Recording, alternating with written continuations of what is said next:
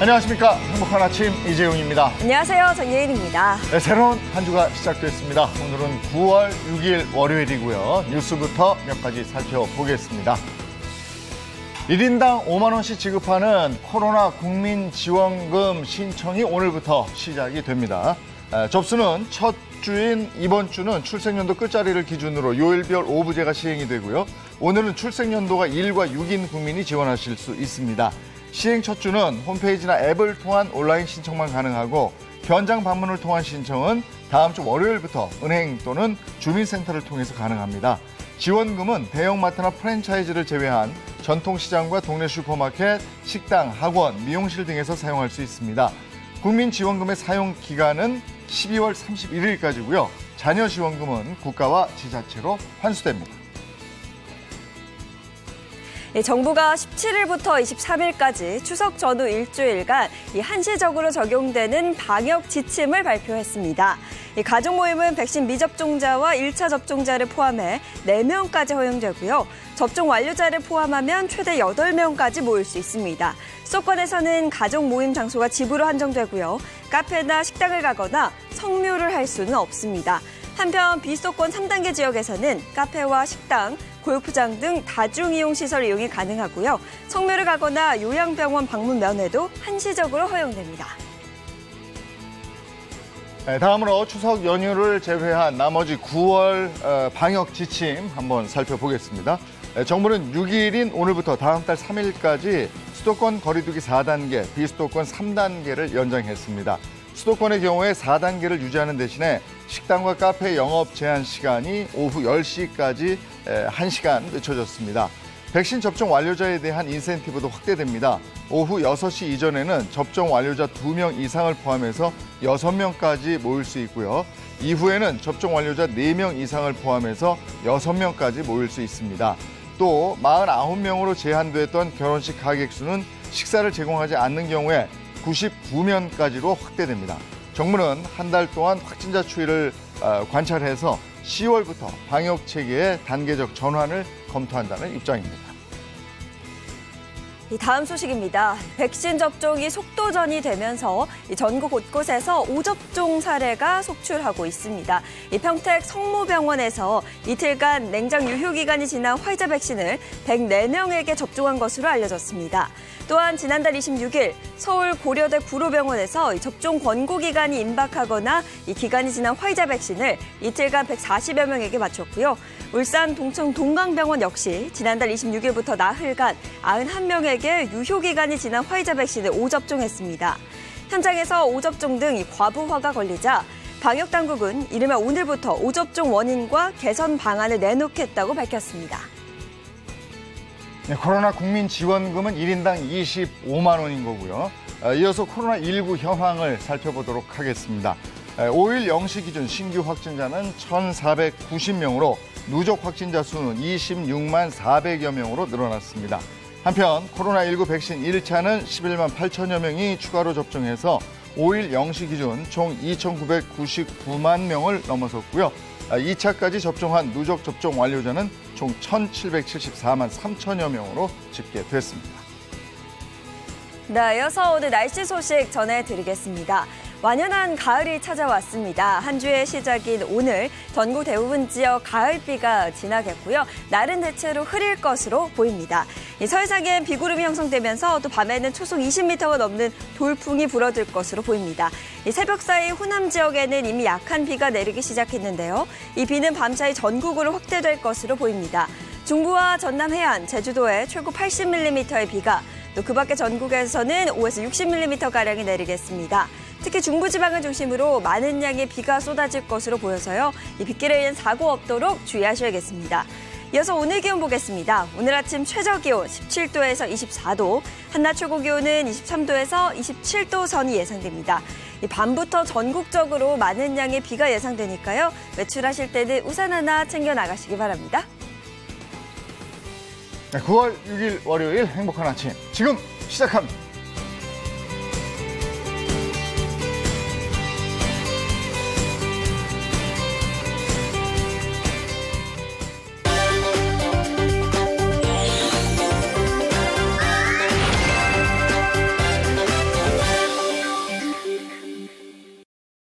예, 월요일 행복한 아침 함께해 주실 분들입니다. 방송인 박수림 씨, 이정수 씨 어서 오세요. 안녕하세요. 반갑습니다. 안건우 기자도 함께합니다. 어서 오세요. 네, 안녕하세요. 안녕하세요. 먼저 자동차 관련 얘기 나눕니까? 네, 네. 제가 인사는 이렇게 즐겁게 나눴지만 오늘 조금 안타까운 소식을 그래요? 하려고 해요. 지난 26일 서울 강남 한복판에서 교통사고 있었던 거 좀 알죠. 설릉역 인근에서 오토바이 배달을 하던 40대 운전자가 대형 화물차에 좀 안타까운 사고를 당했는데요. 어쩌다가 사고가 일어나게 된 건지 그때 영상을 좀 준비를 했습니다. 네. 함께 보시죠. 네, 바로 이 영상이에요. 지난 26일 낮이었습니다. 정차 중이던 화물차 앞에 오토바이가 한 대 들어오죠. 그런데 오토바이를 보지 못했는지 신호가 바뀌니까 화물차가 그대로 출발을 했습니다. 어떡해. 네, 오토바이 운전자는 저 23톤 화물차에 깔려서 현장에서 사망을 했고요. 사고가 일어난 설릉역 유동인구가 워낙 많은 곳이잖아요. 네네. 그래서 많은 사람들이 이 사고를 목격해서 더욱 충격을 안겼다고 합니다. 네, 서울 한복판에 그것도 대낮에 이런 일이 일어나서 너무 안타깝던데 화물차 기사는 오토바이를 못 봤다고 하더라고요. 네, 그 60대 화물차 운전사였는데요. 이게 차체가 상당히 높잖아요. 네. 화물 트럭이. 근데 이제 그 앞으로 갑자기 이제 들어오니까 그걸 못 보고 출발을 했다 이런 이렇게 경찰 조사에서 진술을 했고요. 또 사고가 일어난 현장이 내리막길이었거든요. 보통 이제 내리막길이나 오르막길에선 사실 시야 확보가 좀 더 어려운 게 있잖아요. 네. 그래서 사고가 났을 것으로 추정이 됩니다. 또 이게 유동인구가 워낙 많은 곳이다 보니까 인터넷에 이제 목격담이 속속 올라왔거든요. 사진을 보시면 오토바이가 형체를 알 수 없을 정도로 심하게 찌그러져 있는 걸 확인을 하실 수가 있을 겁니다. 네. 그날의 사고 정말 참혹했다는 걸 보여주는 거죠. 또 목격자의 말에 따르면 한 시민이 묵묵히 자기가 입고 있던 외투를 벗어서 네. 사망자에게 올려줬다고 해요. 그러니까 마지막 모습이 보이지 않게 예를 좀 표했던 것 같아요. 정말 안타까운 사고였죠. 근데 이 40대 창창한 나이에 이렇게 돼서 너무 안타까운데 그런데 이번에 좀 특이하게 그 네. 피해자에 대한 비난도 굉장히 있다면서요. 좀 특이하면서도 안타까운 지점이에요. 네. 다수의 온라인 커뮤니티에서 안타깝다는 반응과 함께 배달 운전자에 대한 비판이 이어졌습니다. 그러니까 이 정차 중이었던 화물차 앞에 불법 끼어들기를 하지 않았다면 그렇죠. 이런 사고가 일어나지 않았을 거 아니냐 이런 좀 얘기가 나오는 거예요. 네, 이 오토바이 운전자가 사망을 했는데 이 사망한 운전자에 대한 비난이 끓고 있다. 네. 구체적으로 어떤 내용이에요? 댓글 반응 좀 보여드릴게요. 사고는 안타깝지만 화물차 앞에 끼어든 건 잘못이다라는 의견이 있었고요. 또 오토바이 운전자가 조심했다면 이런 사고는 없었다. 사각지대라서 화물차주 잘못이 아니다라면서 화물차 운전자를 좀 옹호하는 반응들이 있었습니다. 네. 일부 배달원들이 이제 교통법규 지키지 않고 워낙에 바쁘게 움직이는 걸 몇몇 분들이 이제 보잖아요. 목격을 하게 되니까 이런 얘기들이 나오는 것 같네요. 또. 사실 이제 모든 운전자들은 아니고 일부 배달 운전자들이 좀 그런 경우가 있기는 하잖아요. 예. 신호 위반이라든지 인도 주행을 하는 경우도 있고 네. 또 횡단보도를 주행하는 경우도 있고 또 가장 위험한 건 사실 이 운전하다가 칼치기 하는 거 요건데 맞아요. 요런 걸 토로하면서 사고가 날 뻔한 적이 많았다 저렇게 막 이야기하시는 분들이 끼어드는 있었죠. 네, 이 배달 운전자들의 위험한 이 운전 행태에 안 그래도 분노가 많이 쌓여 있었는데 이런 네. 또 사고가 터졌고요. 그래도 유가족들의 입장에서는 이런 논란이 생기는 것 자체가 굉장히 좀 가슴 아플 것 같거든요. 불쌍하기도 하고. 네. 가장 큰 상처를 입은 분들이잖아요. 네. 네, 그래서 고통을 좀 호소하고 있었습니다. 유가족들 한 매체와 인터뷰를 했는데요. 이렇게 말했습니다. 마음껏 슬퍼하기가 어렵다. 악플 때문에. 그리고 기사를 보지도 못한다. 이렇게 좀 안타까운 심경을 밝혔는데요. 고인의 어머니 특히 좀 안타까워요. 이 이야기가. 네. 아들과의 통화 내역과 사고 당일 아들에게 보낸 메시지를 공개를 했는데요. 사고가 난 걸 모르고 아들에게 1시간꼴로 통화를 시도한 내역과 또 내일 백신 맞는다면서 어디 갔느냐 이런 물어보는 내용이 담겨서 너무 안타까운 마음을 전했습니다. 고인의 동생이 이렇게 말했어요. 오빠가 코로나19 사태로 직장이 문을 닫아서 올해 3월부터 배달 일을 또 시작을 했다고 해요. 그래서 악수로 인해서 유족이 좀 2번 힘들어하고 있으니까 좀 자제해달라 이런 좀 당부를 했습니다. 그렇군요. 네. 그런데 최근에 사고가 난 터라 더 조심을 했을 텐데 그 같은 지점에서 또 사고가 났다고 들었어요. 지난 26일에 이 설릉역 교차로에서 사고가 났는데 불과 사흘 만에 똑같은 지점에서 비슷한 유형의 사고가 벌어졌습니다. 지난 29일이죠. 배달 운전자가 선정릉역 방향으로 오토바이를 주행하려다가 도곡역 방향으로 가던 다른 오토바이 운전자와 충돌을 한 건데요. 이 사고로 배달 운전자가 손목 골절상을 입어서 병원으로 옮겨졌고 또 다른 운전자도 병원으로 옮겨졌다고 합니다. 네. 요즘 들어 이런 비슷한 사고가 많이 일어나는 것 같아요. 저도 이렇게 운전하다 가다 보면 오토바이 사고 일어나는 거 여러 번 목격했거든요.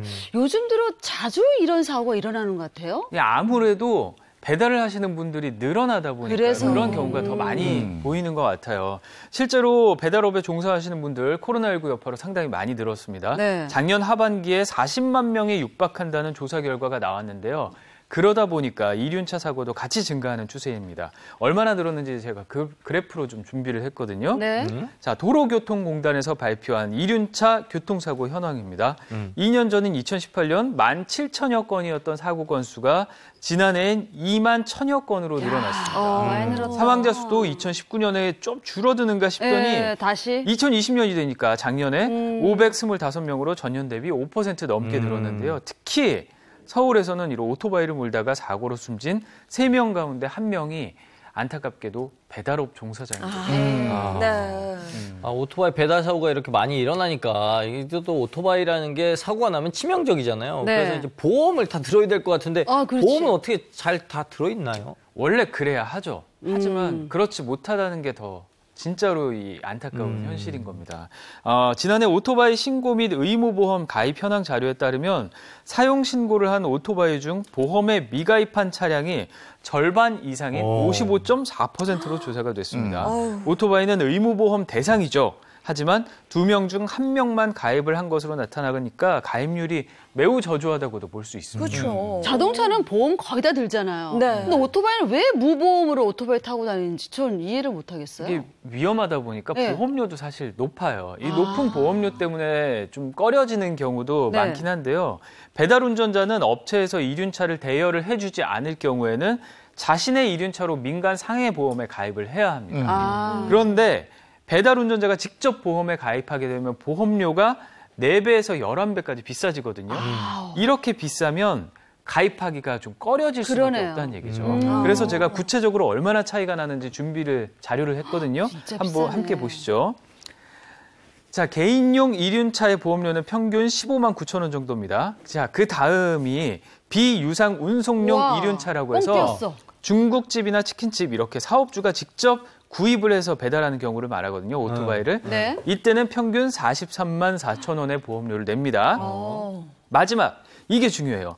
유상 운송 이륜차가 문제인데요. 유상, 그러니까 건당 보상이나 대가를 받고 일하는 분들, 지금 이제 플랫폼 업체들에서 일하는 퀵 서비스나 배달 대행원들이 이 경우에 속하는 거죠. 이분들이 보험에 직접 가입하려면 보험료가 184만 7천 원으로 확 오릅니다. 그러니까 개인이나 비유상, 그러니까 업소에서 이륜차를 대여를 해주는 경우에 비해서 4배에서 11배 비싸니까요. 이게 상당한 타격이죠. 그러네. 아니 같은 오토바이 업을 하면서도 네. 배달을 하느냐 안 하느냐에 따라서 가격이 그렇죠. 너무 다른 거예요. 그러면 이제 배달 운전자들이 사고가 많으니까 그런 걸까요?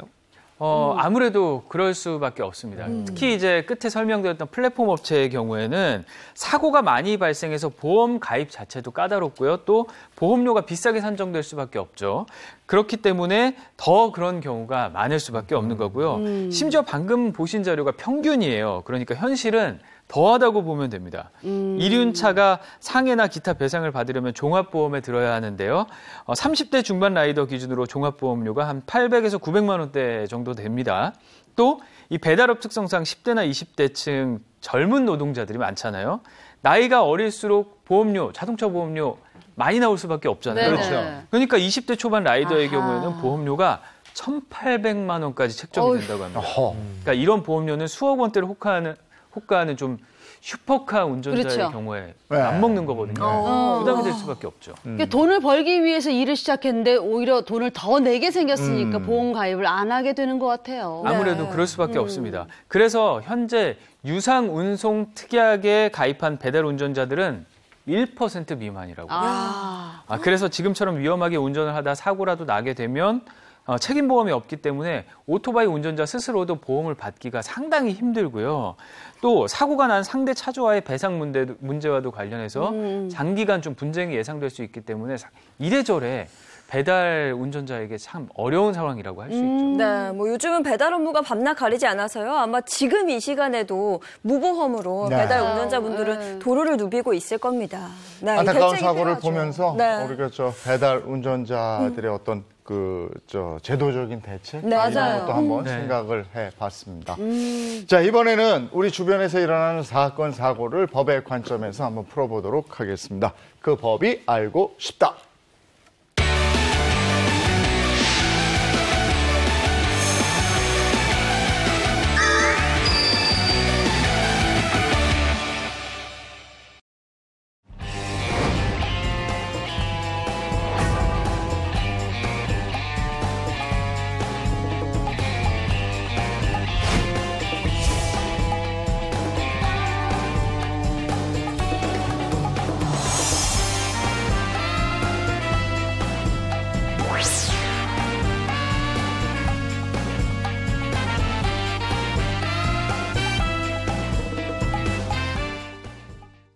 네, 그 법이 알고 싶다 함께할 이인철, 허주연 변호사입니다. 어서 오세요. 안녕하세요. 안녕하세요. 박소림 씨 첫 번째 사연 가죠. 네, 담배 사오를 하면서 이 사람을 때린 10대. 이거 알아. 누굴 때리는지 대충 알겠죠? 네. 네. 이건 뉴스에 워낙에 많이 났기 때문에. 그렇죠. 네. 그게 맞는지 한번 보겠습니다. 담배 담배 사오를 사오를 하며 하면서 할머니 때리실 때. 자, 이해를 돕기 위해서 사연을 꽁트로 준비해봤는데요. 10대 청소년들 역할 이정수 씨가 하고 목격자 역할은 제가 하겠습니다. 이 사연은 실제 사건을 바탕으로 재구성했습니다.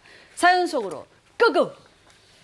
얼마 전 집 근처 시장에 간 저는 기가 막히고 코가 막히는 장면을 보고 말았습니다. 한 할머니 앞에 10대 청소년들 4명이 모여 앉아 있더라고요. 대체 뭘 하고 있는지 지켜봤더니 글쎄 아이들이 뭔가를 들고 할머니 머리를 내리치면서 시비를 걸고 있는 겁니다. 전 당장 아이들 앞을 막았었죠. 야! 너희들 뭐 하는 거니? 방금 할머니 때린 거니? 뭐야 이거? 이거 그냥 꽃이거든요. 꽃을 머리 몇 번 친 건데 호들갑이야. 꽃? 야, 꽃으로도 사람 때리면 안 되는 거야. 너희들 대체 왜 그래? 이 할머니는 아는 사이니? 아니 할머니한테 담배 좀 대신 사다 달라고 했는데 안 사주잖아요. 그러니까 처음부터 순순히 사주면 될 것을. 할머니한테 담배 심부름을 시켰다고? 세상에 담배를 대신 안 사준 다음에 시장에서 일하는 할머니를 단체로 괴롭히던 거였습니다. 심지어 한 아이는 할머니의 물건을 발로 차서 넘어뜨리기까지 했습니다. 같이 있던 아이들은 웃으며 그 장면을 휴대폰으로 찍고 있었습니다. 야, 너희들 친구를 말려야지. 가만히 그렇게 보고 있고 웃고 있으면 어떡하니?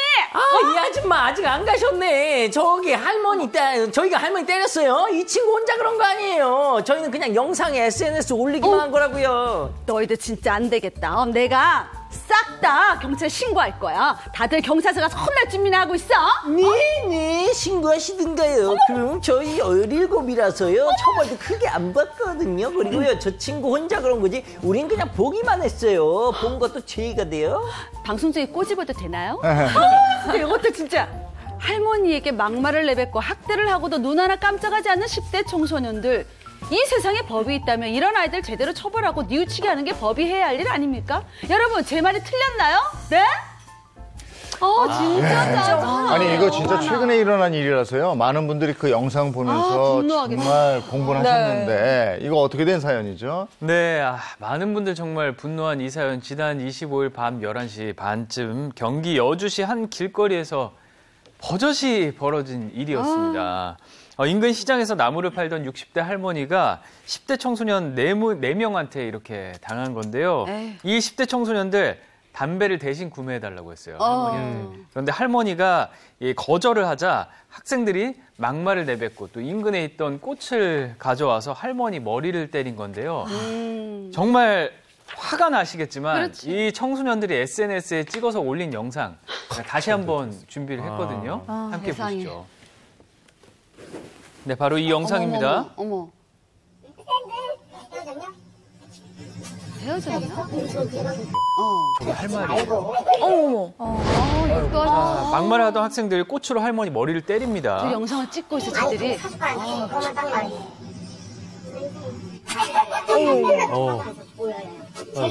자, 담배를 사달라고 요구하는 학생들, 참다 못한 할머니가 학생들을 좀 다그쳐 보기도 합니다.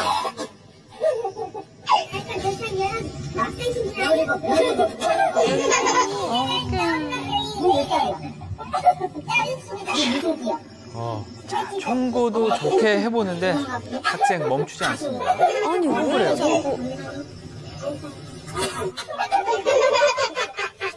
웃으면서 저거. 애들이 왜 저럴까? 아니, 정말 뭐 화가 많이 나네요. 저거 아무리 철이 없기로 손이 저럴까요? 그러니까 저 옆에서 조롱하면서 웃는 그 애들도 너무 미운 것 같아요. 그러니까요. 그러니까 위협적이잖아, 할머니가. 그러니까요. 저 상황에서 네. 얼마나 무서우셨겠어요. 맞아요. 많은 분들이 이 영상을 보고 정말 화를 많이 내셨는데 이날 현장에는 화면에 나온 가해자 남학생 외에 다른 남학생 1명 또 여학생 2명을 포함해서 4명이 총 있었고요. 함께 있던 여학생 중 1명이 이 영상을 촬영해서 별다른 죄책감 없이 주변의 영상을 또 SNS로 공유를 했어요. 그리고 경찰은 지난달 27일 학생들이 여럿이 모여있다 이런 신고를 접수하고 남학생을 조사하는 과정에서 이런 범행 사실을 인지를 했고요. 또 현재는 가해 학생들을 입건해서 조사를 하고 있는 상황입니다. 근데 저걸 보면서 저도 저 아이들은 할머니, 할아버지에 대한 존재 자체를 모르나. 그래, 맞아, 네. 맞아. 도대체 집에 할아버지, 할머니라는 이 자리가 있긴 한 건가 이런 생각을 해봤거든요. 그리고 맞아. 저 할머니를 꽃으로 때리는데 네. 그 꽃도 소녀상에 있던 꽃을 가지고 그렇게 진짜? 했다면서요. 그러니까 뭐 가족에 대한 기본 인식 그리고 네. 뭐 이 사회 통념 이런 게 전혀 없는 것 같아요. 이 학생들 보면 할머니를 내려친 국가꽃 있잖아요. 이게 바로 옆에 또 일본군 위안부 소녀상에서 가져온 거였어요. 사건 현장 근처에 여주 출신이거든요. 피해자 이용녀 할머니 기리는 소녀상이 있었고요. 시민이 이따금씩 국가꽃을 올려놓았다고 해요. 아이고. 그런데 학대를 한 꽃이 참 이게 아이러니하게도 소녀상을 추모하기 위해 둔 꽃인 게 밝혀지면서 사람들이 더 화가 난 겁니다. 네. 소녀상을 추모하려고 둔 그 국가꽃으로 때렸다 이거 아니에요? 네네. 근데 꽃으로 때려서 이 폭행죄 성립 안 되는 거 아니에요, 설마? 우리가 유명한 말이 있잖아요. 꽃으로도 때리지 말라. 그래요. 그런 말이 있잖아요. 그 말을 반대로 해석하면 꽃으로 때려도 폭행죄가 이제 된다는 성립된다. 거예요. 자, 근데 이런 경우가 있어요. 상추를 만약에 다른 사람한테 던졌다. 상추? 근데 그 사람이 맞지는 않았다. 네. 그 경우에 과연 폭행죄가 될까요? 안 맞았으니까 아니지 근데 않아요? 지금 질문하시는 거 보니까 되나 봐. 되는 거야? 실제로 이제 50대 남성분이 이제 그 근처에 이제 골프장이 이제 건설되니까 그 문제로 이제 해당 공무원과 이제 언쟁이 있었어요. 그래서 이제 화가 나가지고 밥상에 아마 식당이었던 것 같아요. 식당에 있는 상추를 상추들을? 확 던진 거예요. 근데 이제 그 맞지는 않았어요. 이파리들이 막 흔들리면서 맞지는 그랬겠죠. 않았거든요. 자, 근데 이 사람이 폭행죄로 법정에 섰는데 우리 법원은 폭행죄 유죄로 인정했습니다. 왜냐하면 폭행죄라는 것은 뭐 주먹으로 때리거나 물건을 던져서 그 사람이 맞아야만 행사되는 게 아니라 유형력 행사예요.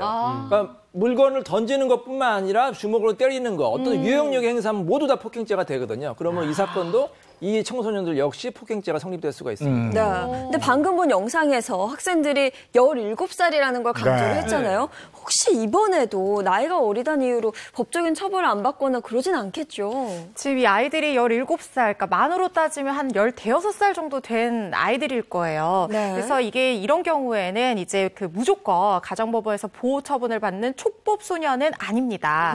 그리고 이제 이 아이들 그러면 범죄 소년에 해당을 하게 되는데 이게 만 14세 이상, 만 19세 미만 아이들이고 이 범죄 소년에 해당을 하는 경우는요. 가정법원에서 소년부에서 재판을 받을 수도 있고 일반 형사사건과 마찬가지로 형사재판을 받게 되는 그런 상황이 될 수도 있어요. 이제 판단에 따라서 달라지게 되는 건데 보통 이런 일이 발생하면은 이제 보호 처분을 받는 그런 경우가 많죠. 네. 그리고 폭행죄 만약에 해당이 된다고 하면 지금 폭행죄 형량이 뭐 이제 2년 이하의 징역이라든가 500만 원 이하의 벌금형 이렇게 규정이 되어 있는데 이렇게 2년이 넘지 않는 그런 죄를 범한 경우에는 이 소년원에 보내기보다는 보호 처분 중에서도 뭐 교육이라든가 사회 봉사라든가 이렇게 될 가능성이 높아요. 네. 왜냐하면 이 아이들이 이제 판단 능력이 좀 떨어진다고 맞아. 보기 때문에 이제 뭔가 교육을 통한 어떤 재사회화 여기에 주안점을 두기 때문이거든요.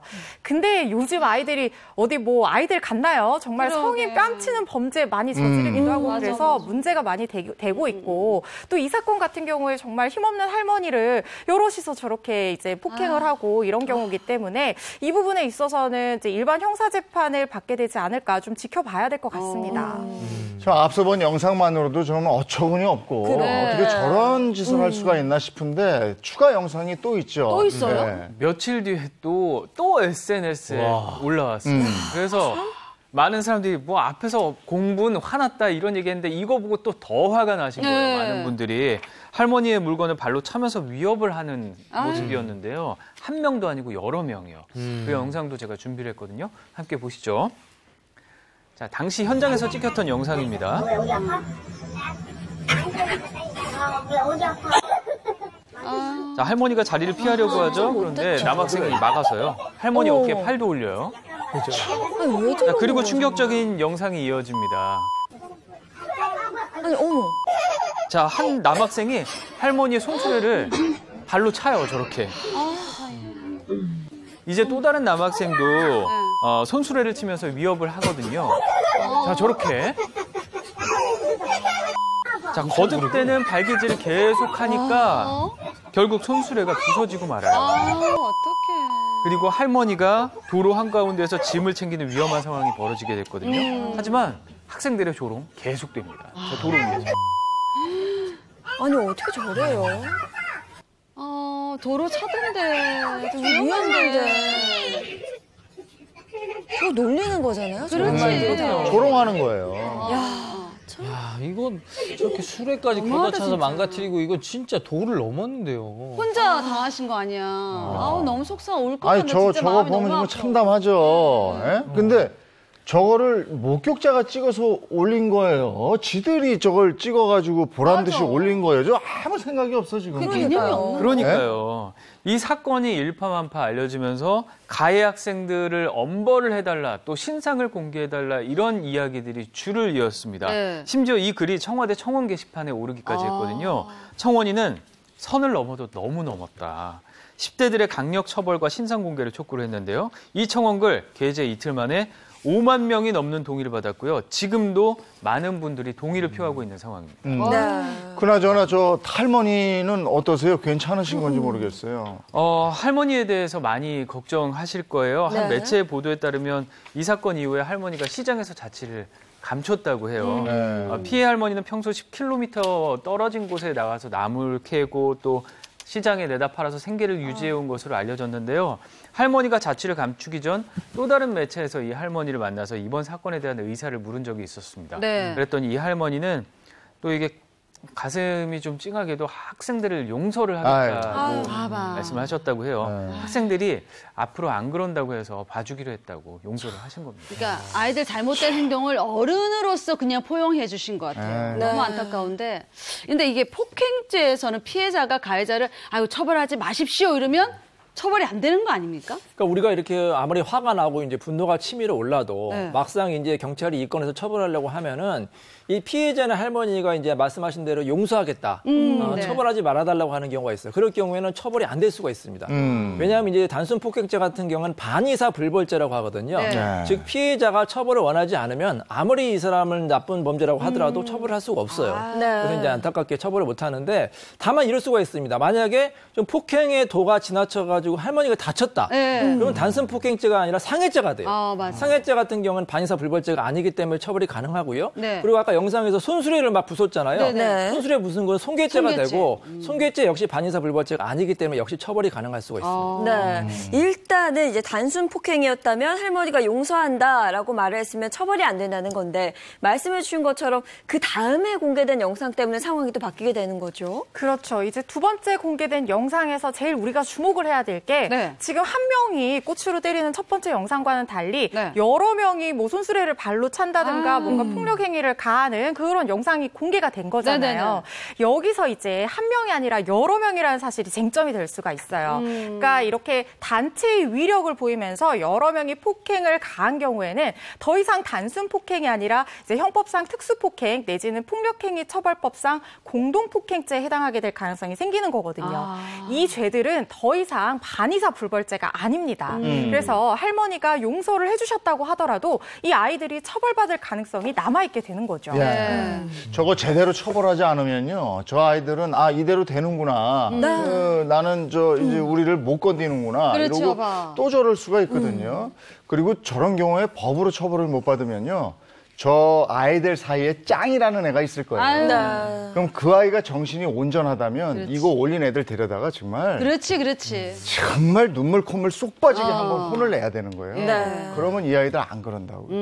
아유 속상해요. 그러게요. 다음 너무 거 보죠. 안타깝네요. 자, 다음 사연은요. 내 남자의 이걸 가진 여자. 이거는 뭐 마음을 부동산을 가진가? 부동산이면 부동산이에요? 괜찮은데? 볼까요? 내 남자의 아이를 가진 여자? 자, 이 사건은 결혼 앞둔 예비 신랑에게 일어난 일인데요. 의문의 여성 역할은 장혜인 씨가 하고 예비 신랑 역할은 이정수 씨, 예비 신부 역할은 제가 하겠습니다. 이 사연 중에 특수 음향 효과 있습니다. 요거는 다 아실 거예요. 이재용 님이 저분요. 특수 음향 효과 갑니다. 네. 이 사연 실제 사건을 바탕으로 재구성했습니다. 자, 사연 속으로 고고! 저는 8년 연애 끝에 사랑하는 여자친구와 결혼을 앞둔 행복한 남자입니다. 그런데 여자친구에게 걸려온 한 통의 전화 때문에 저희의 앞날은 꽃길이 아닌 가시밭길이 되고 말았습니다. 자기야, 우리가 이제 결혼을 하던 정말 꿈만 같다. 우리 아무도 안 볼 때 뽀뽀나 할까? 아우 몰라 자기야. 카메라 1, 2, 3, 4 다 있잖아. 부끄러워. 싫어. 왜 이렇게 많아 카메라? 따르릉. 따르릉. 내 전화야 이거? 전화예요. 따르릉. 여보세요? 여보세요? 예? 여보세요? 저 이정수 씨 여자친구 되시죠? 초면에 이런 말씀드려 죄송하지만 제가 당신 남자친구의 아이를 임신했습니다. 네? 뭐라고요? 당신 누구야? 그건 말씀드릴 수가 없어요. 임신 14주고요. 그리고 죄송하지만 아이는 낳을 겁니다. 그럼 이만 뚝. 여보세요? 자기야, 누군데 그래? 야! 이정수!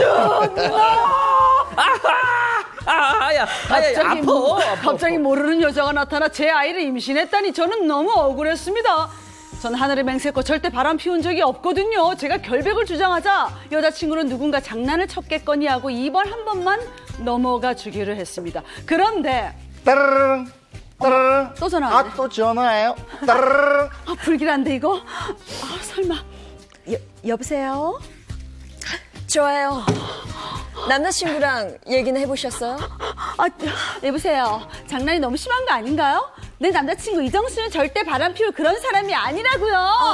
내가 이런 말까지는 안 하려고 했는데 그 남자친구 차종이 흰색 삐리리 맞죠?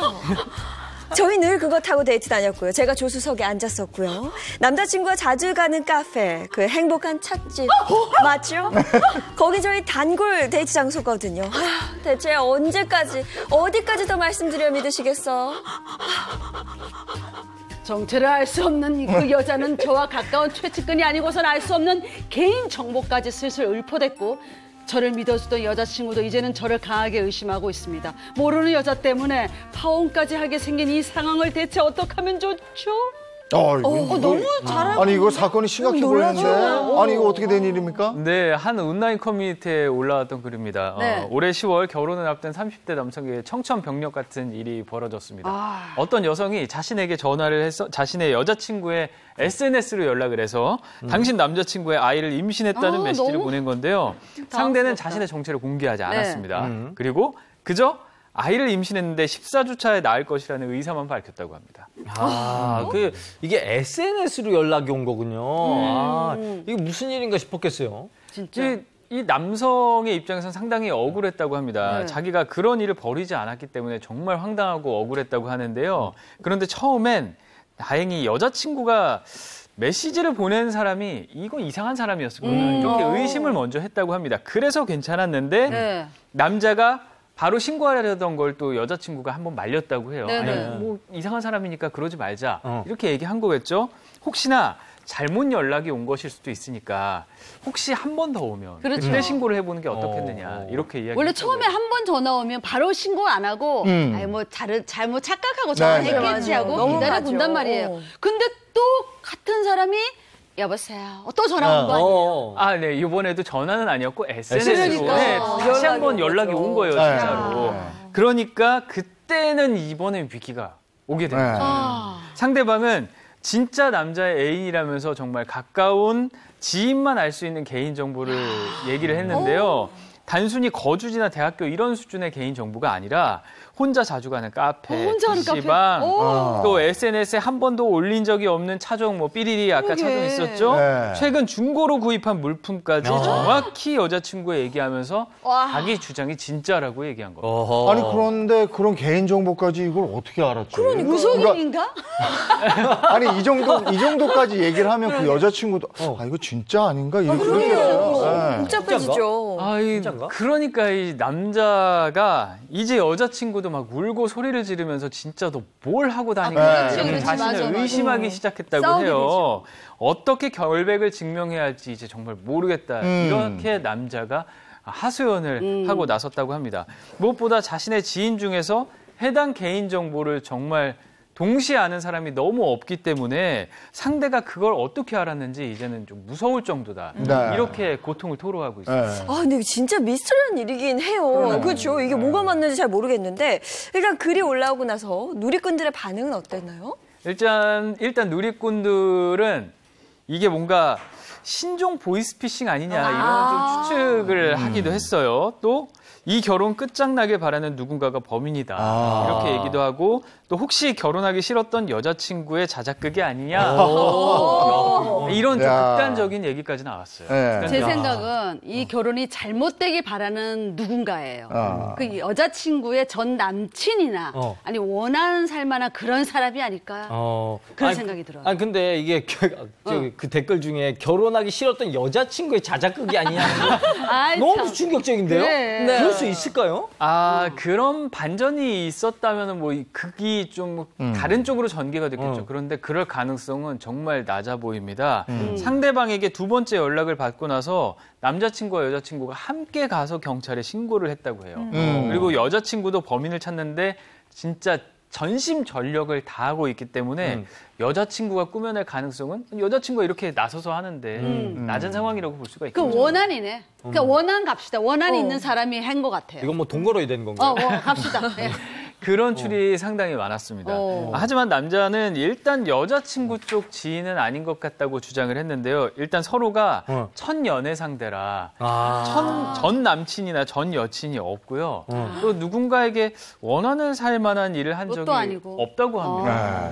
또 여자친구는 애인의 개인 정보를 한 번도 누구에게 말한 적이 없다고 이렇게 얘기를 했다고 해요. 그거 참 희한한 일인데 아니 이런 경우에 법적으로 어떻게 돼야 돼요? 경우의 수를 좀 세분해서 나눠봐서 설명을 드릴게요. 네. 일단 전 여자친구라는 사람이 없을 경우에 네. 가공인물일 경우 완전히 협박한 거 아닙니까? 그렇죠. 그럴 경우에 이 사람들 찾아서 처벌하는 일만 남았고 남자는 책임이 없겠죠. 네. 근데 전 여자친구가 실제한다.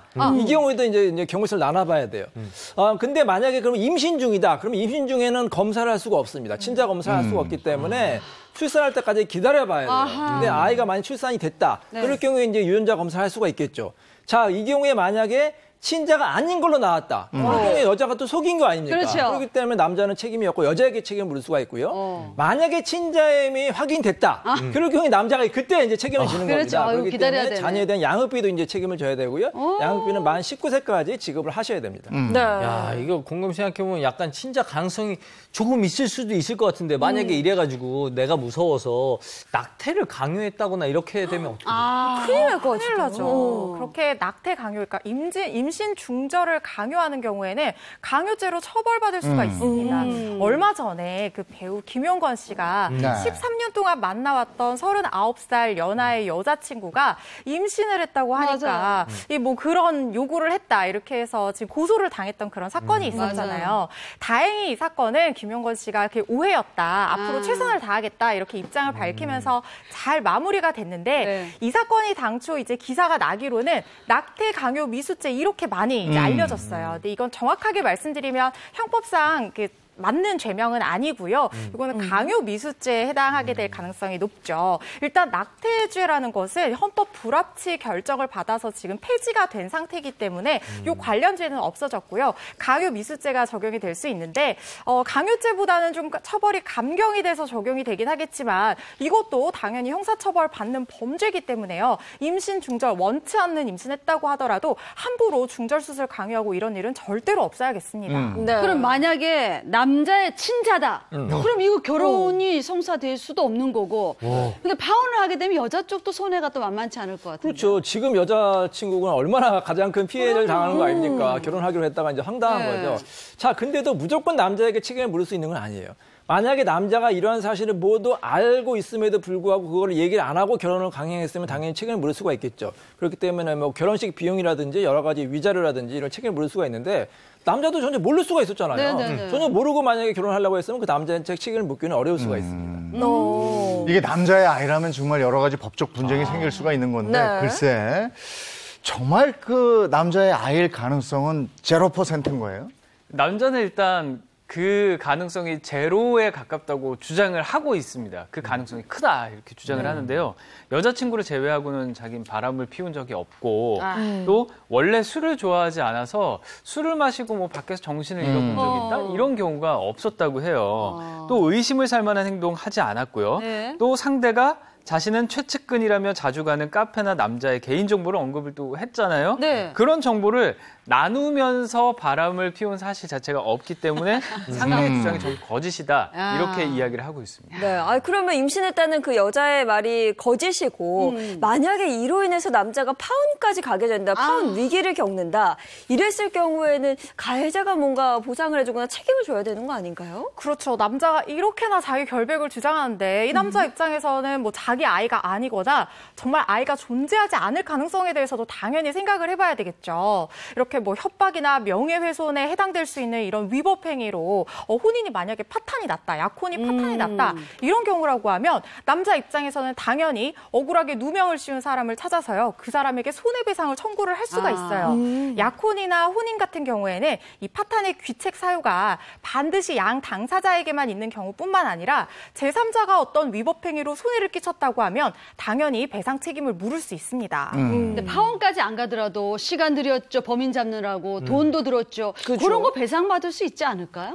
이제 상대방의 어떤 위법 행위로 본인이 이제 파탄까지 가지는 않았다고 하더라도 이 여자친구 쌓은 신뢰가 다 무너질 뻔하고 얼마나 스트레스를 받았겠어요. 이런 경우 위자료 청구하실 수 있고요. 또 뭐 범인 찾는데 아까 뭐 시간 비용 이런 얘기 나왔는데 이 부분도 손해로 인정될 수 있는 부분이 있다면 손해배상 청구도 하실 수는 있겠죠. 그런데 이걸 입증한다는 게 굉장히 까다로워요. 뭐 시간 비용 얼마나 썼는지. 그래서 증거들 잘 모아 놓으시는 게 중요할 것 같고 또 한 가지 말씀드리고 싶은 게 실무적으로 위자료라는 게 기대한 것만큼 인정이 되는 경우는 사실은 거의 없어요. 보통 기대를 많이 하시지만 그렇지가 않은 경우가 많고 또 혼인이 파탄난 경우에 비해서 파탄이 나지 않았다. 그래도 어떻게든 이제 관계가 이어졌다라고 하면 위자료 액수가 굉장히 이제 적게 인정될 가능성도 있기 때문에 이론과 실무는 조금 다른 차이점이 있을 수 있어서 드리는 노력 대비 얻는 것이 적을 수 있다는 점은 참고를 하셔야겠습니다. 갑자기 드는 생각이 남자의 그 SNS가 해킹돼서 개인정보가 유출돼서 그렇게 협박을 한 거 아닐까 하는 그럴 수도 있겠네요. 갑자기 지금 8시 12분에 생각이 들었어요. 어때요? 아주 유명한 사건이 있었어요. 이제 모 유명 연예인이 한 통의 전화를 받습니다. 어떤 협박범이 협박을 하는데 당신의 사생활을 다 알고 있다. 나 폭행하겠다고 협박을 하는 거예요. 근데 이게 장난이겠거나 했더니 너무나 본인의 그 자세한 사생활을 다 알고 있는 거예요. 그래가지고 막 이제 뭐 돈도 주고 그래가지고 이제 결국엔 경찰에 신고를 했는데 이게 알고 보니까 협박한 사람이 국내에서 전화한 게 아니라 해외에서 전화한 거예요. 그래서 못 잡겠거니 했는데 경찰이 이 사람들이 입건을 했습니다. 요즘에 경찰 수사가 워낙 이제 잘 돼 있기 때문에 해외에서 그런 공갈 협박한 사람을 입건을 했어요. 네. 이 사건 좀 기억나요. 그 배우 주진모 씨와 하정우 씨 사건이었던 것 같은데 당연히 그 해킹한 범죄자들 처벌받았죠. 충격적인 게 이 범인들이 가족이었어요. 가족 공갈단이었던 겁니다. 근데 이 사람이 입건해가지고 이제 법정에 세웠는데 우리 법원에서는 굉장히 재질이 안 좋다고 봐서 이 공범들에게 징역 1년에서 5년 사이에 아주 중형을 선고했습니다. 근데 여기 아까 보면 자주 가는 카페도 알고 중고 물품 팔았던 것도 다 알고 이런 개인 정보를 획득해갖고 마음대로 이렇게 쓰면 안 되는 거잖아요. 그래서 전 개인적으로 그 PC방이나 거기 갔던 업체 사장님, 카페 사장? 이런 생각도 좀 듭니다. 만약에 그 정보를 유출했다고 하면 그 유출한 사람이 당연히 개인정보보호법에 따라 책임을 져야 됩니다.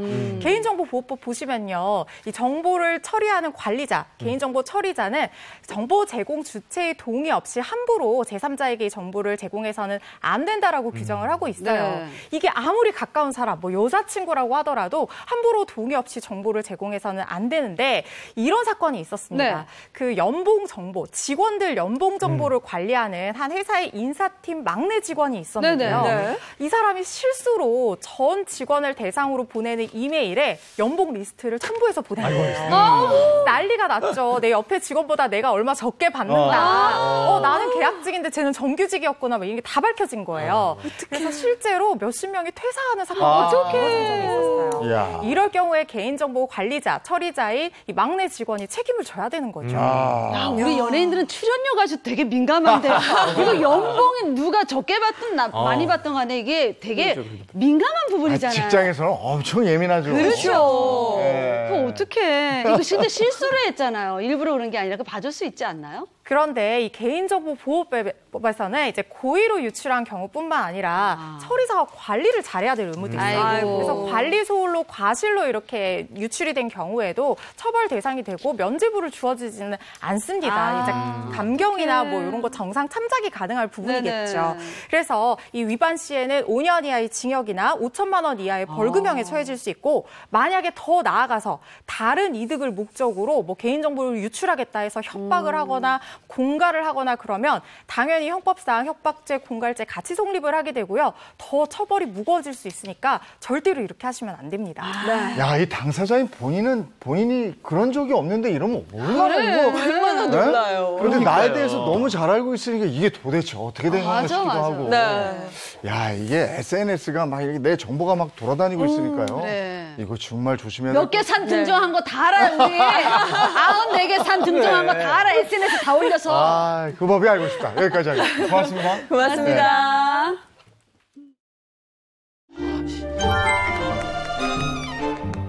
목소리 듣기 짜증나니까 말 걸지 말고 문자로 해.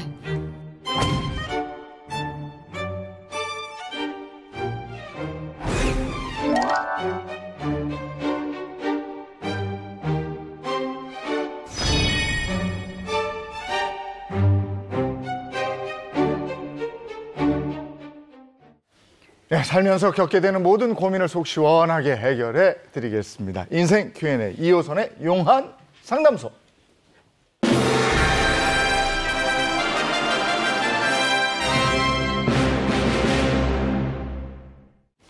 이호선 전문가입니다. 어서 오세요. 안녕하세요. 반갑습니다. 안녕하세요. 자, 오늘은 또 어떤 사연이 들어와 있는지 궁금한데요. 바로 한번 만나볼게요. 여보세요? 안녕하세요. 남편과 둘이 살고 있는 60대 주부입니다. 코로나로 거리두기 4단계를 했지만 저희 집은 셧다운 된 지 오래입니다.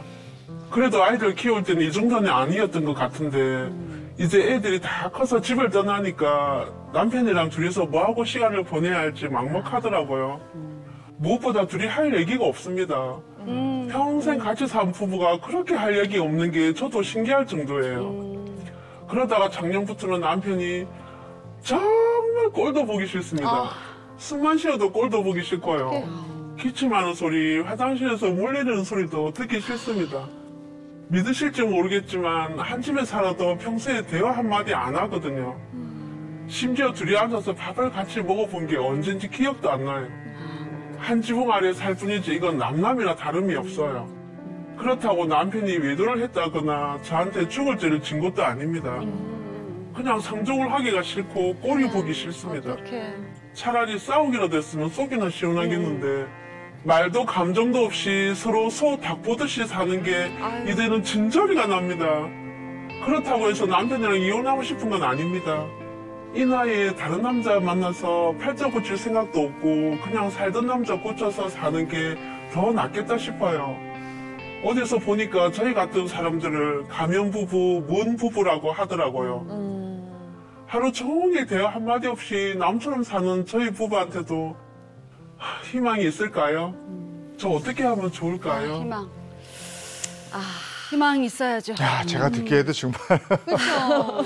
같이 한 집에 사는데 대화 한마디 없다. 근데 이유가 있지 않겠어요? 그러니까요. 사연 들어보니까 뭐 남편이 외도를 했다거나 혹은 뭐 죽을 죄를 지은 것도 아닙니다라고 하셨는데 그래도 원인은 분명히 있을 것 같거든요. 우리가 이제 명백하게 어떤 한쪽이나 쌍방의 잘못이 있어서 다툼이 있는 경우도 있지만 노래 가사처럼 뭐라고 딱 꼬집어 얘기하기 어려운 경우들도 되게 많아요. 그런데 가만 살펴보면 대개 중년 혹은 노년을 살고 있는 부부들에게는 몇 가지 갈등에 아주 잠잠하게 깔려있는 앙금 같은 주제들이 있는데 그중에 하나가 일단은 누적된 감정이 있는 경우들이 꽤 있고요. 또 한 가지는 뭐냐면 아주 반복적으로 지루하게 이어지는 이 지루한 일상들, 여기서 오는 약간의 그 뭐랄까 이 재미없음에 대한 것들의 감정이 있고요. 또 한 가지는 뭐냐, 협업을 할 일이 없습니다.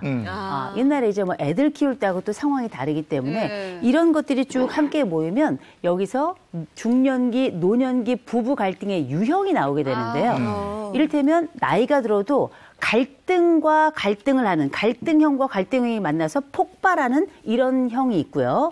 두 번째로는 갈등을 하는 형이 있고 또 한 부분은 회피하는 형이 있어서 이런 부부형도 있고요. 또 하나는 회피하고 회피하는 세 번째로 양쪽이 다 회피하는 유형도 있습니다. 이런 각각의 부부들이 가지고 있는 유형들이 되게 다양하지만 분명한 건 중년기, 노년기 부부 생활이라는 게 그렇게 녹록지는 않다는 거죠. 이번 사례 같은 경우는 어떤 유형으로 볼 수 있을까요? 이 사례 같은 경우에는 소와 닭이 만났잖아요. 소 닭 보듯 한다. 이렇게 말씀하신 걸 보면 이 유형은 회피형과 회피형이 만났다. 그러니까 뭐냐면 뭐 얘기할 필요도 없지, 말도 하기 싫어요. 이런 얘기하시고 그쵸. 등을 딱 돌리고 있는 게 그 장면에서도 우리가 바로 알 수가 있잖아요. 그래서 이런 경우에는 우리가 옛날 드라마 중에 한지붕 세 가족이라고 기억하시죠? 그런데 이런 집은 한 지붕 각각 딴 사람 이렇게 살아가고 있다고 보시면 되고 일면 정서적으로 대단히 소원한 상태에 있다라고 이렇게 보시면 될 것 같은데 이 상태가 지금 1, 2년에 걸쳐서 일어난 것이 아니라 아마도 애들 출가시킨 이후에 혹은 애들이 독립한 이후로 아마 상당 기간 지속이 된 거로 보입니다. 제 주변에도 아이들 다 키우고 독립시키고 그냥 무원 부부로 사는 사람들이 꽤 있더라고요. 근데 진짜 소 닭보듯 그렇게 산대요. 밥을 먹었는지 들어왔는지 각자 각방을 쓰니까 관심 없는 거죠, 뭐.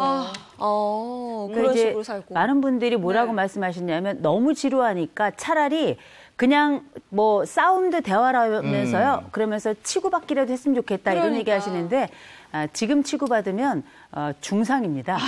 기본적으로. 그래서 이 갈등을 심화하는 것도 문제가 되지만 지금처럼 회피형 두 분이서 오랜 세월을 지낸다는 것도 녹록한 일은 아닌 거죠. 아이들 키울 때는 아이들 키우는 얘기로 막 할 얘기가 있어요. 근데 아이들 다 크고 나면 아이들 얘기 빼놓고는 할 얘기가 없었기 때문에 할 말이 없는 거예요. 그러다가 이제 둘이 무건수행 하다시피 살다가 손주가 태어나면 이제 손주 얘기하는 거예요. 그렇죠. 이렇게 되는데 지금 저 댁은 그것도 아니잖아요. 그러니까요. 이게 아니면 나이 들어서 부부간에 대화가 있으려면 공통 취미가 있지 않고서는 그럼요. 아니면 종교에 그렇죠. 그렇지 맞아. 않으면 할 얘기가 없더라고요. 맞아요. 뭔가 그렇게 잘 해결해 나가면 좋은데 사실 그렇게 서로 사이 안 좋고 말만 하면 다투고 이러면 자식들이 또 눈치 보거든요. 뭐 그래서 뭐 여행 계획을 잡는다거나 같이 식사하자 이런 얘기도 함부로 못 꺼냅니다, 사실. 여행 둘이 무건수행 중에 무슨 여행?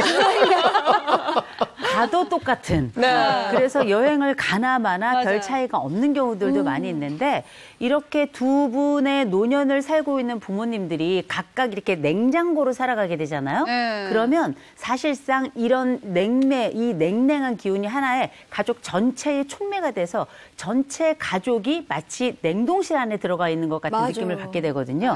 그래서 흔히 이런 가족을 우리가 뭐라 그러냐면 정서적으로 냉동돼 있는 가족이다. 보통 이렇게 불러요.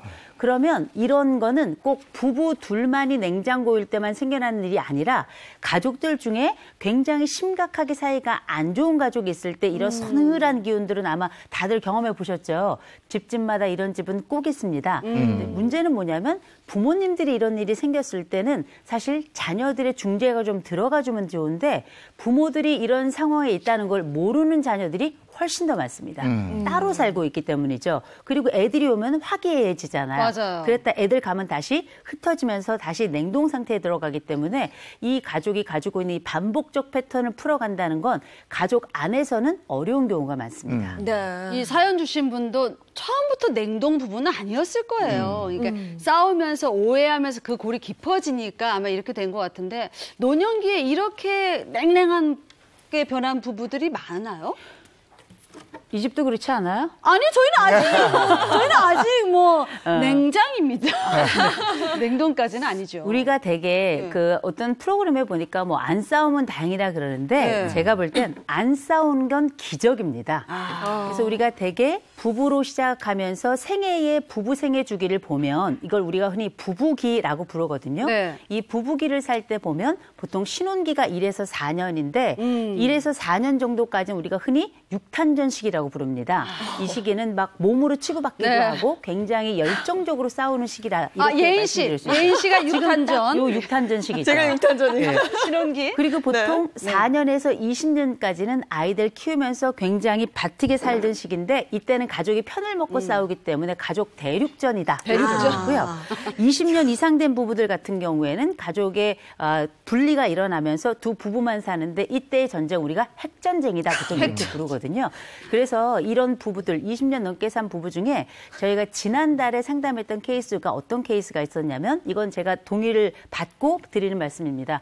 남편이 자고 있는데 아내가 나도 모르게 화가 나서 자고 있는 남편의 뺨을 때린 사건입니다. 남편이 너무너무 화가 나서 저한테 연락을 했고 그래서 부부 상담이 시작이 됐는데 지금 한참 부부 상담이 진행 중이긴 합니다만 오래된 해묵은 또 나도 모르게 올라오는 감정 때문에 생겨나는 가족 갈등도 있다는 거죠. 근데 사연에서 저는 굉장히 놀라웠던 게 남편이 숨을 쉬는 것도 싫다 하셨거든요.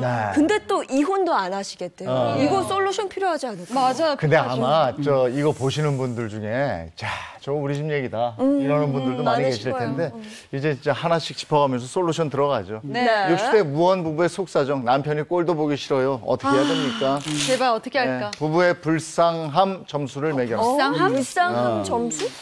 이거를 이제 오해하시면 안 돼요. 보통 이 말씀을 들으면 아유 그냥 불쌍하게 생각하라는 얘기구나. 그런데 하나도 안 불쌍하게 생각이 드는 경우도 있거든요. 맞아요. 오늘 저희가 함께 솔루션을 나누게 될 텐데 오늘 솔루션을 들으시고 이럴 수도 있겠다 하고 그냥 지나가는 분들도 계시고 내가 이걸 반드시 해야 되겠다. 마음 먹고 그렇게 실천하고 행동하는 분들도 계실 텐데 제가 확실히 말씀드리는데 듣고 행동으로 옮겨서 이걸 실천하는 부부들은 확실히 달라집니다. 반드시 내가 실천해야 되겠다는 약속을 하셔야 저희도 함께 솔루션을 진행할 수 있다는 거 꼭 말씀드립니다. 네, 사연을 주신 분도 우선은 회복하려는 의지가 있으니까 사연 보내신 거잖아요. 그렇죠. 그러면 이제 첫 번째 솔루션 따르려면 어떻게 하면 될까요?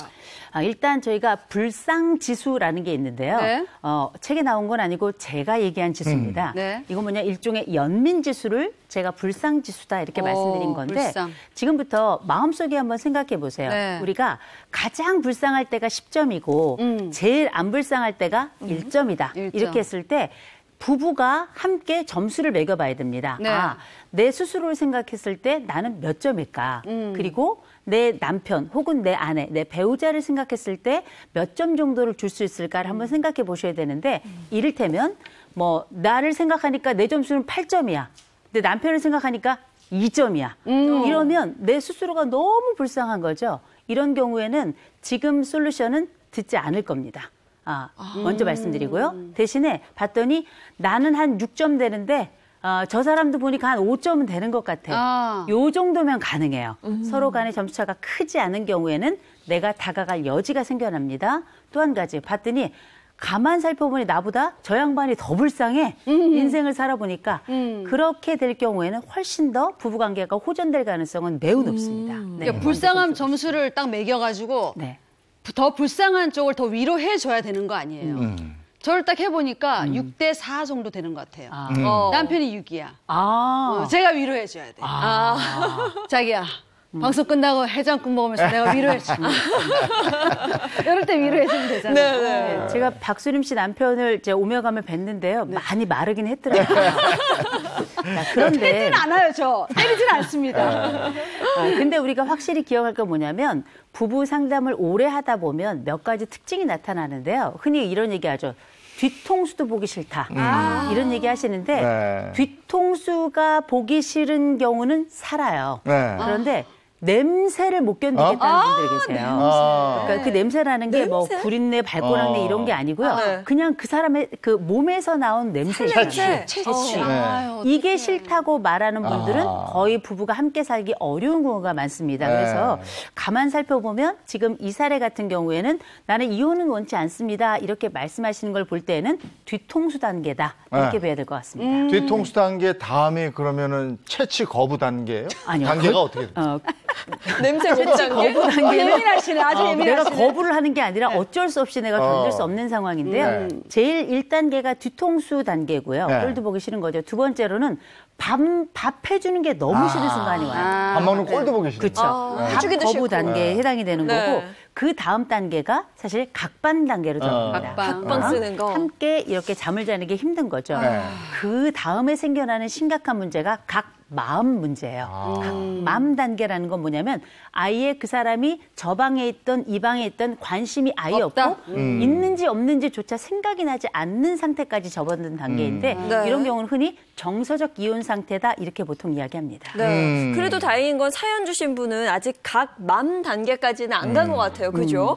그러면 남편에게 잘해줘야지 마음을 다시 먹었어요. 근데 이게 사실 또 행동하기 어렵거든요. 그렇죠. 우리가 흔히 상대가 안타깝게 느껴지는 순간이 오는데 그때 주로 뭐 하냐면 혼잣말해요. 아유, 저 인간도 불쌍하지. 그러니까 이렇게 생각하는 하잖아요. 그렇죠. 혼자 그런 말씀을 하시는 경우들이 많이 있는데 혼자 말씀하지 마시고요. 지금 불쌍지수에 대해서 말씀드리고 있는데 반드시 내가 보니까 당신 이러이런 면이 좀 안 됐어 라고 얘기를 직접 하셔야 돼요. 이거 되게 중요하고요. 이 말씀은 왜 드리냐. 우리가 남편을 싫어하는 게 아니라는 걸 꼭 기억하셔야 됩니다. 내가 왜 그런지를 찾는 과정인데 내가 이걸 알아서 이런 느낌이 들었다면 이걸 전달해야 상대방도 마음에 울림이 와요. 그래야 내 쪽으로 고개를 돌리고 몸을 틀어서 함께 할 여지가 생겨나는 겁니다. 반드시 기억하세요. 자, 다음 솔루션 보죠.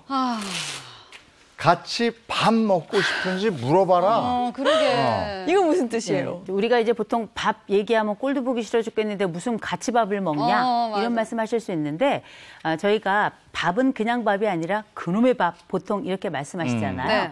그런데 우리가 흔히 복지관 특별히 노인복지관에 가시면 5대 바보 할머니 전설이 내려오고 있습니다. 혹시 들어보셨어요? 5대 바보 뭐예요, 이게? 돈 많은데 꼭 지고 못 쓰는 그런 할머니를 5대 할머니 들어가요? 그거는 비슷하지만 안 들어가요. 안 들어가요. 지금부터 5대 바보 할멈 시리즈. 뭐죠? 이건 어르신들 세계에서 사용되는 거니 양해해 주시고 들어주시기 바랍니다. 첫 번째. 재산 다 주고 용돈 다 쓰는 할멈. 두 번째, 70세 넘어서 집 평수 넓히는 할멈. 세 번째, 사소한 일로 친구 잃는 할멈. 그리고 손주 보는 할멈. 그리고 마지막에 영감 때 됐다고 영감 밥 챙기러 가는 할멈. 맞아요. 이게 밥에 예민해. 남편이나. 그렇죠. 밥 줘. 그러면 밥은 좀 밥 차려달라고 하잖아요. 빵 먹어도 되는데, 그렇죠? 근데 이게 밥이라고 하는 게 특별히 함께 먹는 밥의 의미는 굉장히 중요한데요. 맞아요. 우리가 흔히 식구라고 이야기하잖아요. 밥을 함께 나누는 입들, 그 사람들의 모임을 우리가 보통 식구라고 부르는데 그 밥을 함께 먹는다는 건 뭐냐면 서로 간에 공유할 수 있는 시간과 공간을 같이 가져가는 겁니다. 이거 굉장히 중요한 건데 이를테면 내가 어떤 거 밥을 만들어서 그 사람과 함께 나눈다는 건 밥을 먹는 사람은 내가의 밥을 해준 사람의 그 성취의 결과를 함께 나누기 때문에 고마움의 의미도 그 안에 반드시 들어가 있고요. 밥을 해서 내서 그 사람의 먹는 걸 보는 사람은 그 나름대로의 성취감을 경험하게 되는 거고 거기에서 달그락 소리는 소리 자체도 대화가 돼요. 이거 자체도 그 안에 들어가고 함께하는 공동의 공간 정서를 만들어가는 과정이기 때문에 굉장히 중요할 뿐만 아니라 밥을 통해서 우리는 때로는 화해의 제스처도 할 수 있다는 거 굉장히 중요한 주제죠. 맞아. 네. 진짜 맞는 말인 것 같아요. 결혼하고 나니까 아무리 바빠도 밥 한 끼 같이 먹는 그쵸? 게 맞아. 그러면서 대화도 하고 굉장히 중요하더라고요. 중요하죠. 근데 같이 밥 먹고 싶냐고 딱 물었을 때 밥은 좀 따로 먹는 것도 괜찮다고 나오면 이거 어떻게 해요? 갈라서 해야 되는 거예요? 제가 이제 아는 분이 이제 남편이랑 한번 그 크게 싸웠다가 화해한 경험을 말씀해 주셨는데 보통은 밥 먹어 혹은 밥 잡숴요 이렇게 얘기하시는데 너무 화가 나고 내 감정이 들어가서 밥 쳐잡숴요 이렇게 말씀을 하셨다가 남편이 그 말에 화도 나는데 너무 웃겨서 화해를 해야 됐다 이런 말씀을 제가 들었어요. 화해를 하셨어요.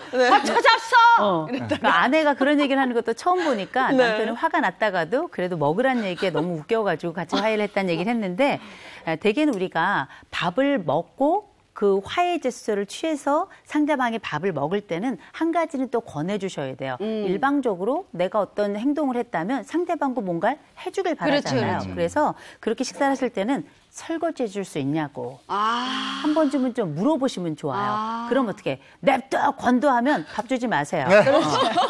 그런데 그게 아니라 그래 설거지 내가 할게 라고 한다면 우리가 함께 하고 있는 이 과정의 온도를 서로 불어넣겠다고 암묵적인 약속을 하는 거거든요. 굉장히 중요한 교환 과정이라고 볼 수 있습니다. 네. 자, 다음 솔루션 갈게요.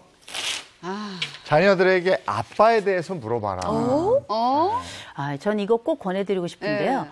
대개는 부부만 둘이 살면 부부 둘 사이의 이야기를 자녀들에게 하지 않는 경우도 많아요. 아니면 부부가 다툼이 있거나 그러면 대개 집안에서 특히 부부간의 갈등의 이야기만 자녀들에게 하는 경우가 되게 많거든요. 그런데 때로는 나와 함께 살지만 냉랭한 관계, 이런 냉동 부부처럼 사는 분들은 마음이 얼어있고 또 서로 오래간의 교류를 하지 않아서 낯설어진 경우가 되게 많거든요. 이런 경우는 때로는 마음의 명분이 좀 필요합니다. 내가 내 남편에게 다가갈 이유는 뭘까? 이런 것들을 좀 찾는 과정이 필요한데 그 과정 중에 가장 마음을 녹이는 것 중에 하나는 뭐냐면 나와 함께 살아가며 우리의 모든 과정을 함께 지켜본 내 아이들에게 내 남편에 대해 묻는 겁니다. 야, 너는 내가 엄마가 진지하게 물어보는데 네가 볼 땐 아빠는 어떤 사람이니? 이렇게 물어보면 어떤 자녀는 아버지의 장점을, 어떤 자녀는 아버지의 단점을 이야기하는데 대부분의 경우는 아빠가 이런 면도 있는데 그래도 이런 건 잘했지 라고 하는 장점의 영역이 세상을 살아가다 보면 이렇게 나이 든 자녀들로부터는 장점의 영역이 조금 더 늘어나더라고요. 그러면 나와 둘 사이에서는 비록 생각하지 못했던 장점의 영역이 오히려 내 눈의 장점의 영역으로 보이거든요. 아이들의 아빠에게 보였던 장점이 내 남편의 장점으로 보이기 때문에 이건 역시 마음의 명분이 되거든요. 그래서 우리가 자식을 함께 자라면서 부부가 대화할 좋은 기회는 뭐냐면 애들이 속 썩일 때예요. 제일 대화를 많이 하는 시점인데 애들이 속 썩이는 일은 없더라도 지금처럼 대화의 습관을 만들어가는 건 되게 중요한데 그 가운데 첫 번째 물꼬는 뭐냐? 좋은 호감을 갖도록 하는 건데 그렇기 위해서는 자녀들에게 한번 좀 전화하셔서 엄마가 진지하게 묻는데 아빠는 어떤 면을 가지고 있는 사람인 것 같니? 라고 해서 마음의 명분을 갖는 게 되게 갔는데 중요한데 이 과정 저희가 함께 나눴던 이 모든 과정이 기본적으로는 어떻게 사람은 행동하게 되는가에 대한 기본 원칙에서 나옵니다. 이걸 공식이 있는데요. 잘 들어보세요. 이 공식이 뭐냐? 영어로 돼 있습니다. B는 MAP. 근데 우리 영어 좀 하시는 분들 아시죠? MAP 하면 이게 map, 지도란 뜻이에요. 지도. 지도란 뜻인데 어떻게 우리가 마음의 지도를 찾아가느냐에 따라 우리의 행동이 결정된다는 건데 이때 M이라는 건 뭐냐? 동기입니다. 내가 뭔가를 해야 되겠다라는 동기 첫 번째 시작점. A라는 건 ability, 능력에 해당되는 건데 그 행동을 할 만한 능력을 내가 또 가지고 있어야 되고 세 번째가 prompt라고 해서 자극인데요. 우리가 어떤 행동을 하려면 동기만 있어도 가능해요. 능력만 있어도 사실 가능합니다. 그런데 마지막에 있는 자극이 굉장히 중요해요. 그래서 내가 내 남편이랑 함께 살아갈 동안에 나에겐 어떤 자극이 있는가, 어떤 자극이 있어서 내가 내 남편에게 밥을 먹자고 제안하고 어떤 자극이 있다면 내가 내 남편에게 다가가서 대화를 여지를 하거나 혹은 같이 취미를 찾아보거나 앞으로 한 달 혹은 1년 안에 계획을 같이 말을 걸어볼 생각을 할까에 대한 자극을 찾는 걸 굉장히 중요시 여깁니다. 오늘 우리와 함께 이 사연을 주신 분 보면 이혼하긴 싫으시잖아요. 네. 남편이 나쁜 사람은 아닌 거예요. 그런데 우리 마음에 뭔가 뜨거운 게 필요하고 변화가 필요하다는 시점을 느끼신 거거든요. 네. 그렇다면 오늘 이 자극점을 찾으셔야 될 것 같은데 말씀드렸던 설거지 해줄 거냐를 전제로 해서 기본적으로 같이 밥 먹겠냐 물어봐 주시고 아이들에게 연락하셔서 아빠 어떤 사람이라고 한 번쯤 물어보셔서 이 마음의 명분과 동기를 찾아가신다면 이미 능력은 있으시고 동기에다가 자극까지 함께 가서 결국은 좋은 행동, 우리를 좋은 곳으로 이끌어가는 행복 지점까지 가실 수 있을 거라고 봅니다. 남자 입장에서 말씀드리면요. 그 남자의 수컷 본능이라는 게 있어요. 네. 사냥 능력과 번식 능력이에요. 네. 그러니까 경제적인 능력과 성적 능력인데 이게 떨어지면 굉장히 위축되고 자격지심을 느끼게 돼요. 근데 그것 때문에 이제 말을 못하고 숨죽여 나름대로 사는 건데 거기서 아내가 남자의 매력을 발견하지 못하고 남자도 아내에게서 여자의 매력을 발견하지 못하잖아. 네. 서로 궁금하지도 않잖아. 그러면 이제 무건수행으로 들어가는 건데 이럴 때는 서로 칭찬 한마디만 해줘. 맞아요. 칭찬. 네. 그러니까 남자한테도 아무리 다 숨 쉬는 것도 싫어도 당신 코 고는 소리 여전히 힘차더라. 이것도 차라리. 칭찬이야, 이것도. 그런 칭찬 한마디에 분위기가 좀 이렇게 달라질 수 있거든요. 네, 남자 입장에서 얘기해봤습니다. 굉장히 중요한 말씀이세요. 그런 이제 경우에 따라서 너무 더 나에게 이렇게 힘을 주는 아내가 고마워서 더 힘차게 코를 골 수도 있는데 그럼에도 불구하고 이것 자체가 굉장히 좋은 시도고요. 그리고 제가 꼭 말씀드리고 싶을 게 있는데 어떤 변화를 주고 싶으면 반드시 긍정적이고 아주 괜찮을 만한 에너지를 누군가를 집어넣어야 돼요. 뭔가를 집어넣어야 되기 때문에 그게 바로 오늘 사연을 주신 분, 오늘 이야기를 들으신 바로 그분이라면 아마 세계 평화는 여기에서 시작되지 않을까. 네, 어떻게 좀 해결이 되셨을까 싶으면서 됐을 것 같고요. 또 이처럼 뭔가 사연 보내고 싶으신 분들, 고민 있으신 분들 어디로 또 신청할 수 있을까요? 네, 채널A 행복한 아침 홈페이지 들어오시면요. 용한 상담소 게시판이 있습니다. 그곳에 여러분들 고민하고 있는 가족 문제, 뭐 자녀 문제, 뭐 금전 문제, 문제들 있지 않습니까? 부담 없이 들어오시면요. 이 소장님께서 해결해 주십니다. 1호선 아니죠. 2호선 상담 소장님께서 해결해 주십니다. 네, 2호선의 용한 상담소였습니다. 고맙습니다. 고맙습니다. 이제는 창문 살짝 열고 잤는데 입을 이렇게 끌어올리게 되더라고요. 맞아요. 날이 이제 선선한 걸 넘어서 저는 밤에 좀 춥다라는 생각까지 드는데요. 이럴 때 정말 감기 걸리기 쉽습니다. 환절기 건강관리 잘 하시기 바랍니다. 좋은 하루 보내시고요. 저희는 내일 아침 7시 30분 더 알찬 소식 가지고 돌아오겠습니다. 행복한 아침, 행복한 하루 되십시오. 고맙습니다. 고맙습니다.